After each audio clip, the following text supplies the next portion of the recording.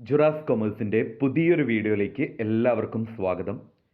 ഇന്ന് നമ്മൾ ഡിസ്കസ് ചെയ്യുന്നത് ബികോം കോർപ്പറേറ്റ് അക്കൗണ്ടിംഗ് സബ്ജക്റ്റിലെ വളരെ സിമ്പിളായിട്ടുള്ള ഒരു ടോപ്പിക്കാണ് calculation of EPS and adjusted EPS.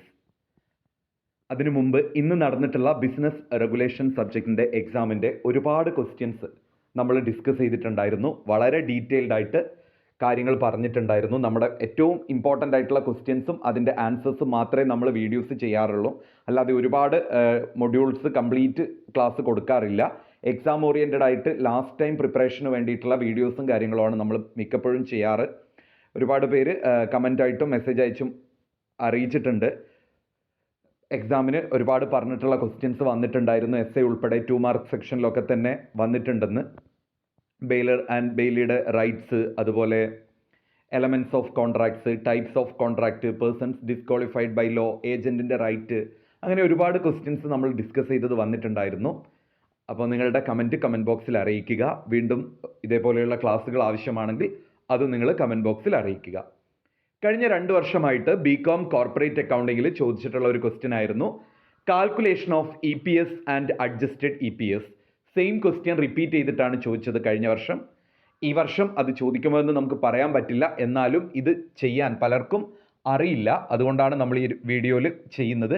വളരെ സിമ്പിളായിട്ട് നിങ്ങൾക്ക് ചെയ്തെടുക്കാൻ പറ്റുന്ന ഒരു പ്രോബ്ലമാണ്. കോംപ്ലിക്കേറ്റഡ് കാൽക്കുലേഷൻസ് ഒന്നും തന്നെ ഇല്ല. ജസ്റ്റ് ആ ഒരു എമൗണ്ട് ജസ്റ്റ് കാൽക്കുലേറ്റ് ചെയ്തിട്ടാൽ തന്നെ നിങ്ങൾക്ക് ആൻസർ ആവും. അപ്പോൾ എല്ലാവരും ആ ഒരു വീഡിയോ നന്നായിട്ടൊന്ന് ശ്രദ്ധിക്കുക. എളുപ്പത്തിൽ നിങ്ങൾക്ക് മാർക്ക് സ്കോർ ചെയ്യാം.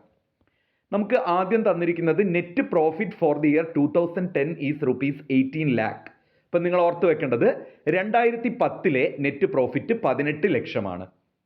Net profit for the year 2011 is ₹60 lakh.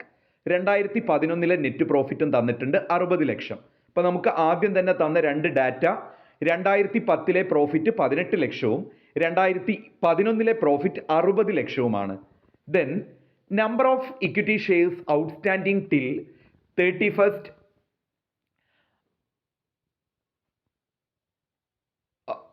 September 2010 is ₹20 lakh. അതും നമുക്ക് തന്നിട്ടുണ്ട്, ഇക്വിറ്റി ഷെയർ ഔട്ട്സ്റ്റാൻഡിംഗ്. അതുപോലെ ബോണസ് ഇഷ്യൂ തന്നിട്ടുണ്ട് 2011 2 new 1 old. അതായത് ഇങ്ങനെയാണ് അത് നിങ്ങൾ മനസ്സിലാക്കേണ്ടത്. ഒരു ഷെയർ ഉള്ള വ്യക്തിക്ക് 2 ബോണസ് ഷെയർ ഇഷ്യൂ ചെയ്ത് കൊടുക്കുന്നുണ്ട്. അതായത് ഒരു ഷെയർ ഹെൽഡ് ചെയ്തിരിക്കുന്ന വ്യക്തിക്ക് 2 ബോണസ് ഷെയർ ഇഷ്യൂ ചെയ്ത് കൊടുത്തിട്ടുണ്ട്.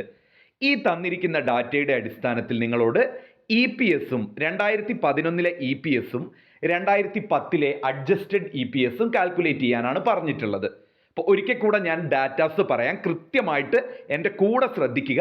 നിങ്ങൾക്ക് എളുപ്പത്തിൽ ഈ 5 മാർക്ക് സ്കോർ ചെയ്യാൻ പറ്റും ഈ ഒരു ക്വസ്റ്റ്യൻ ചോദിക്കുകയാണെങ്കിൽ. 2010 നെറ്റ് പ്രോഫിറ്റ് തന്നിട്ടുണ്ട് 18 ലക്ഷം. പിന്നെ നമുക്ക് എന്താ തന്നത്? 2011 നെറ്റ് പ്രോഫിറ്റ് 60 ലക്ഷം. പിന്നെ നമുക്ക് തന്നത് ഇക്വിറ്റി ഷെയർസ് ഔട്ട്സ്റ്റാൻഡിംഗ് 20 ലക്ഷം. അതിൻ്റെ മുകളിലാണ് ബോണസ് കൊടുക്കുക. ബോണസ് ഒരു ഷെയർ എടുത്ത വ്യക്തിക്ക് 2 ബോണസ് ഇഷ്യൂ ആണ് നടത്തുന്നത്. ഇനി നമുക്കിതിൻ്റെ സൊല്യൂഷൻ നോക്കാം. ആദ്യം EPS ആണ് കാൽക്കുലേറ്റ് ചെയ്യേണ്ടത്. EPS കാണാനുള്ള ഇക്വേഷൻ ആണ് net profit divided by total number of shares. ഓർത്ത് വെക്കുക, net profit divided by total number of shares. 2011 EPS കാണാനല്ലേ ക്വസ്റ്റ്യനിൽ പറഞ്ഞത് EPS ഫോർ ദി ഇയർ 2011. അപ്പം നമ്മൾ 2011 നെറ്റ് പ്രോഫിറ്റ് എടുക്കുന്നു. 60 ലക്ഷമാണ് 2011 നെറ്റ് പ്രോഫിറ്റ്. അപ്പം നെറ്റ് പ്രോഫിറ്റ് 60 ലക്ഷം. ഇനി നമുക്ക് വേണ്ടത് ടോട്ടൽ നമ്പർ ഓഫ് ഷെയർസ് ആണ്. ഓൾറെഡി അവിടെ ഇക്വിറ്റി ഷെയർസ് ഔട്ട്സ്റ്റാൻഡിംഗ് എത്രയുണ്ട്? 20 ലക്ഷമുണ്ട്. അതോടുകൂടെ ടോട്ടൽ ഷെയർ അല്ലേ പറഞ്ഞത്, ഇക്വിറ്റി ഷെയർ 20 ലക്ഷമുണ്ട്. ബോണസ് ഷെയർ ഉണ്ടല്ലോ. എത്രയാണ് ബോണസ് ഷെയർ? ഒരു ഷെയർ എടുത്ത വ്യക്തിക്ക് 2 ഷെയർ. അപ്പം മൊത്തം അവിടെ ഷെയർ ഉള്ളത് എത്രയാണ്? 20 ലക്ഷമാണ്. 20 ലക്ഷം ഇൻറ്റു 2/1, അപ്പോൾ 40 ലക്ഷം. മനസ്സിലായിട്ടുണ്ടോ? അവിടെയാണ് നിങ്ങൾക്ക് കൺഫ്യൂഷൻ വരിക. അതായത് മൊത്തം ഷെയർ 20 ലക്ഷമാണ്. ഒരു ഷെയർ എടുത്ത വ്യക്തിക്ക് 2 ഷെയർ ബോണസ് ഇഷ്യൂ കൊടുക്കുന്നുണ്ട്. അപ്പം നമ്മൾ ആ 20 ലക്ഷം ഇൻറ്റു 2/1 ചെയ്താൽ ബോണസ് ഷെയർ കിട്ടും 40 ലക്ഷം. ഓക്കെ, അത് മനസ്സിലാവാത്തവരുണ്ടെങ്കിൽ മെസ്സേജ് അയച്ചാൽ മതി. നമുക്ക് ഓഡിയോ ആയിട്ട് പറഞ്ഞു തരും. നമ്മളെ നമ്പർ ഡിസ്ക്രിപ്ഷൻ ബോക്സിൽ കൊടുക്കാം.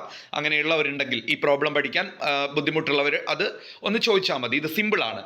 ദെൻ അപ്പം നമ്മുടെ ടോട്ടൽ ഷെയർ എത്രയായി? 2 ലക്ഷത്തിൻ്റെ ഔട്ട്സ്റ്റാൻഡിങ് ഷെയറും 20 ലക്ഷത്തിൻ്റെ ഔട്ട്സ്റ്റാൻഡിങ് ഷെയറും 40 ലക്ഷത്തിൻ്റെ ബോണസ് ഷെയറും 60 ലക്ഷം തന്നെ.